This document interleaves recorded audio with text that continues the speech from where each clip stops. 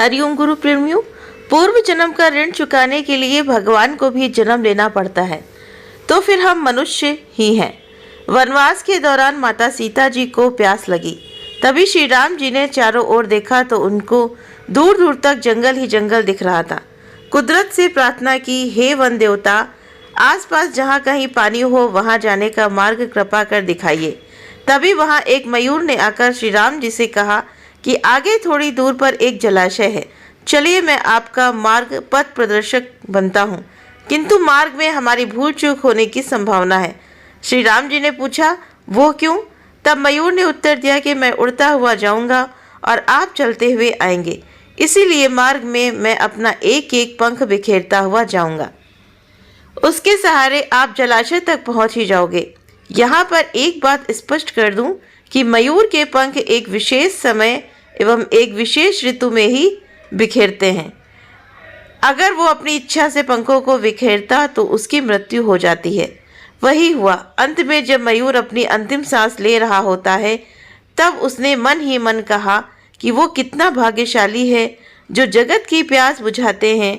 ऐसे प्रभु की प्यास बुझाने का उसे सौभाग्य प्राप्त हुआ। तभी भगवान श्री राम ने मयूर से कहा कि मेरे लिए तुमने जो मयूर पंख बिखेर कर अपने जीवन का त्याग कर मुझ पर जो ऋणानुबंधन चढ़ाया है, मैं उस ऋण को अगले जन्म में जरूर चुकाऊंगा। तुम्हारे पंख अपने सिर पर धारण करके तत्पश्चात अगले जन्म में श्री कृष्ण अवतार में उन्होंने अपने मुकुट पर मयूर पंख को धारण कर वचन अनुसार उस मयूर का ऋण उतारा था। तो तात्पर्य यह है कि अगर भगवान को ऋण उतारने के लिए पुनः जन्म लेना पड़ता है, तो हम तो मानव हैं, न जाने हम कितने ही ऋणानुबंध से बंधे हैं। उसे उतारने के लिए हमें तो कई जन्म भी कम पड़ जाएंगे। अब मैं आपको जो कहानी सुनाऊंगी वो आज की दुनिया की सच्चाई बयां करती है। पहाड़ की तराई में एक गांव है, नागपुर। उस गांव में एक बुढ़िया रहती थी।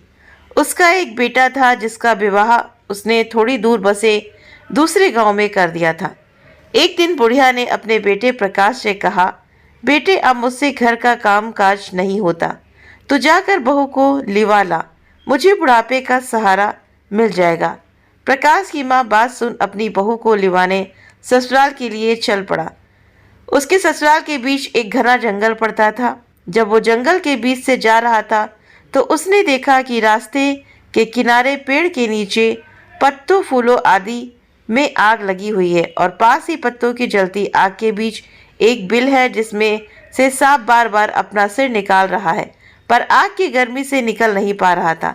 बुढ़िया के बेटे को आते देख नाग जोर से चिल्लाकर बोला, ए भाई, मुझे इस आग से बाहर निकालो, तुम्हारा बड़ा एहसान मानूंगा। प्रकाश ने कहा, तुम तो नाग हो, तुम्हारा क्या भरोसा, तुम निकलने के बाद मुझे काट सकते हो। नाग ने कहा, कैसी बातें करते हो, तुम मेरी जान बचाओगे और मैं तुम्हें काट लूंगा?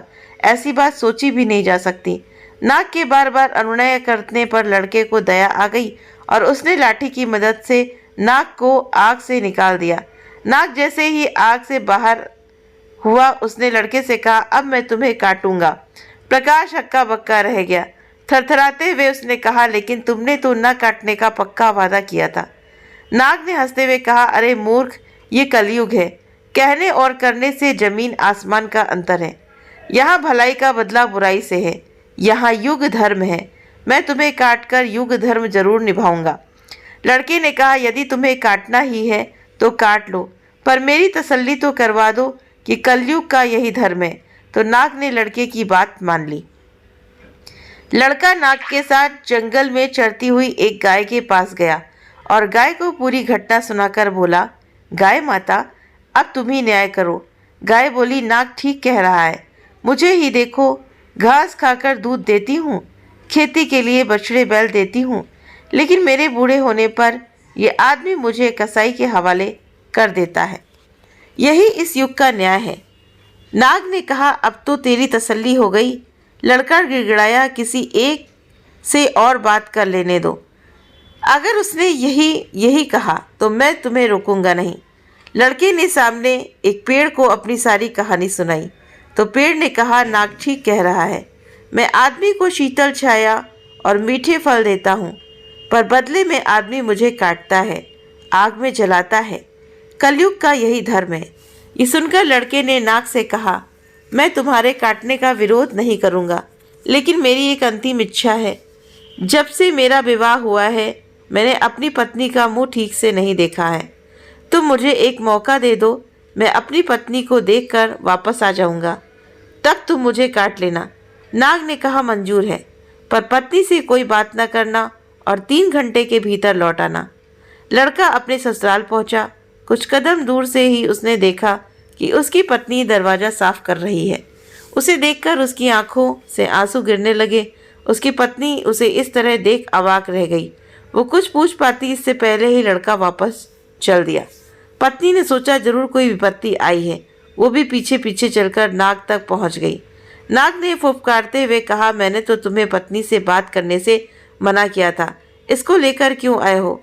इस पर इसकी पत्नी ने कहा, इन्होंने मुझसे बात नहीं की, ये बिना कुछ बोले वापस चल दिए तो मैं इनके पीछे पीछे चली आई हूँ। लड़की ने कहा, अब मैं तैयार हूँ, युग धर्म का निर्वाह करो। सांप लड़के को काटने के लिए तैयार हुआ। तभी उसकी पत्नी ने कहा, थोड़ा रुक जाओ, तुम इन्हें काटने जा रहे हो, सिर्फ इतना बता दो, इनके बाद मैं अपना गुजारा कैसे करूँगी? तो नाग ने कहा, उसका इंतज़ाम है, इस बिल के 7 फेरे करके इसे खोदोगी तो तुम्हें सोने से भरे हुए 7 घड़े मिलेंगे, तुम्हारी ज़िंदगी आराम से गुजर जाएगी। लड़के की पत्नी ने कहा, मैं तुम्हारी बात पर कैसे विश्वास करूं? मेरी तसल्ली के लिए 7 फेरे लेकर बिल खोद लेने दीजिए। नाग लड़की की बात मान गया। लड़के की पत्नी बिल के फेरे लेने लगी। 7वां फेरा पूरा होते होते उसने अपने पति के हाथ से लाठी छीनकर उससे नाग के सिर पर जोर से दे मारी। नाग छटपटाने लगा। वो लड़की से बोला, तू तो बड़ी धोखेबाज निकली। तब उसकी पत्नी ने कहा, क्षमा करना नाग देवता, मैं तो आप ही की बात रख रही हूँ। आपने कहा कि यहाँ भलाई का बदला बुराई है।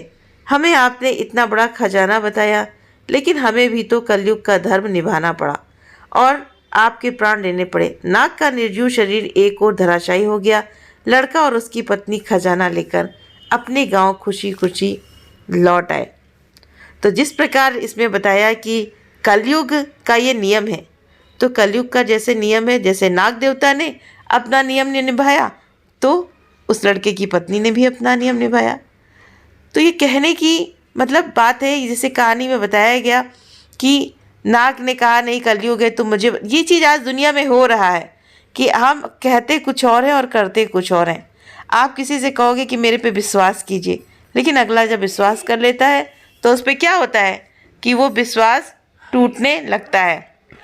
तो इसीलिए गुरु भगवान भी कहते हैं कि आज के युग में लोगों का जो विश्वास है वो टूट रहा है, वो छूट रहा है। वो इसलिए क्योंकि ऐसा समय ही यहाँ पर आ गया है। लेकिन भगवान पर विश्वास रखना है, भगवान पर विश्वास नहीं छोड़ना है। और बहुत बड़ी चीज़ होती है एक विश्वास, और किसी पर अगर विश्वास हम करते हैं तो उस विश्वास को हमें टूटने नहीं देना है। हरि ओम तत्सत।